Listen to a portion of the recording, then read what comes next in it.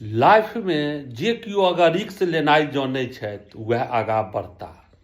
अहाँ रिक्स लेबे नहि करबै तऽ अहाँ आगाँ कहियो नहि बढ़ि सकै छी।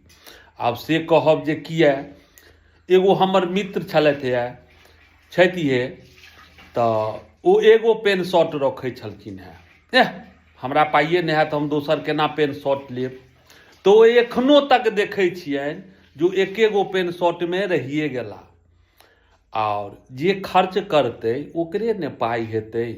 खर्च करऽके पहिने रखियौ तऽ पाइ अपने आप आयत। केना आयत? अपने आप। अहाँ जे खर्च करबै, 10,000 कमेबै आ 20,000 खर्च करबै तऽ 20,000 कमाके अहाँके आब उद्देश्य बनि जायत जे हमर खर्चा अइ 20,000, तऽ अहाँ 20,000 नहीं 30,000 रुपया कमाके प्रयासरत करबै आ अहाँ कमेबै। अहाँ खर्चे नहि करबै तऽ अहाँके आमदनियो नहि हैत।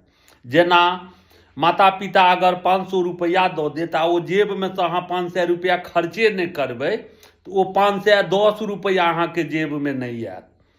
अगर ओ 500 रुपया खुदरा करबियौ तऽ देखियौ, अगर केओ देबहो करत तऽ फेर केओ 100 रुपया दऽ देत, रे बौआ ई ले करी खा पी लिया। आ नहीं खर्च करबै तऽ ओ 500 के 500 ओनाहिए जेबीमे रहि जायत।